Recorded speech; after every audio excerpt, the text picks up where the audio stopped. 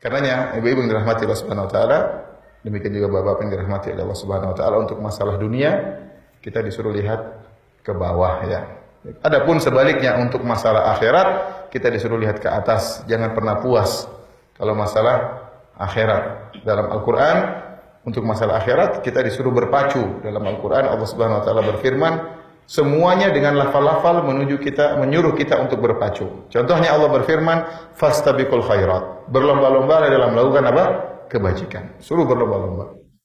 Contohnya Allah Subhanahu wa taala berfirman, wasari'u ila maghfiratin min rabbikum wa jannatin ardhuha samawati wal ardu uiddat lil muttaqin.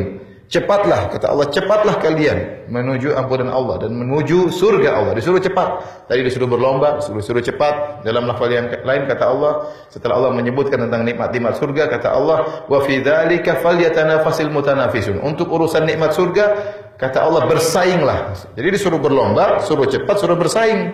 Itu kalau urusan apa?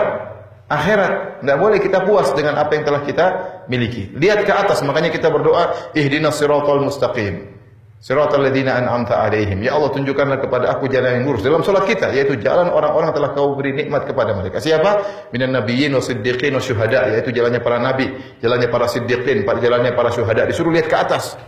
Ya, jangan lihat ke bawah kalau masalah akhirat. Lihat ke atas, lihat jalannya bagaimana nabi, bagaimana syuhada.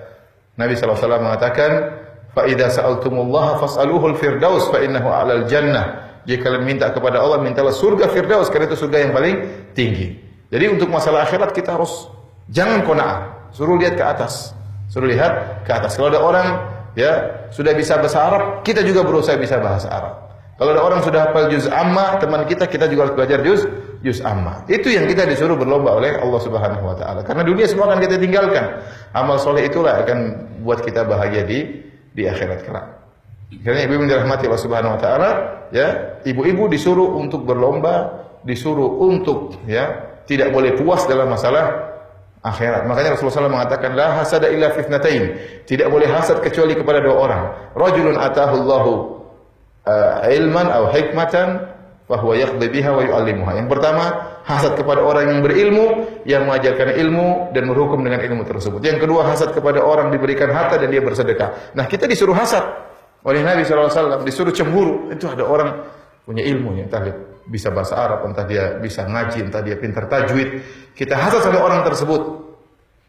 Kita lihat ada orang rajin bersedekah, kita hasad sama orang tersebut. Itu disuruh hasad.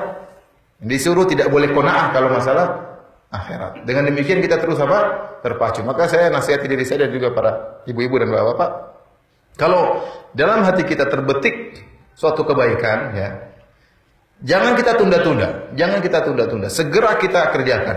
Ya, misalnya saya contohkan, kita lagi misalnya di bandara atau terbetik hati kita melihat ada orang mungkin tukang sapunya, tukang apanya, kok kasihan gitu, pingin beli sedekah. Sudah, jangan tunda-tunda, segera kasih duit, jangan tunda-tunda.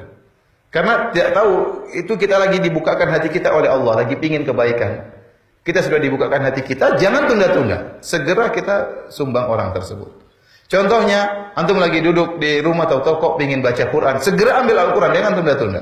Antum di pagi hari tahu-tahu terbetik ingin sholat duha, maka jangan tunda-tunda, segera berwudu kemudian sholat duha. Ya. Kalau antum tunda-tunda, khawatir nanti tidak dibukakan lagi pintu hati antum oleh Allah. Artinya, ini Allah sudah bukakan pintu hati, lagi semangat beribadah, jangan tunda-tunda. Antum lagi pingin ngaji, ikut ngaji, ya. Jangan tunda-tunda. Terbetik, saya ingin ikut pengajian Ustaz, ingin ikut pengajian Syekh, berangkat, jangan tunda-tunda. Itulah namanya berlomba dan berusaha.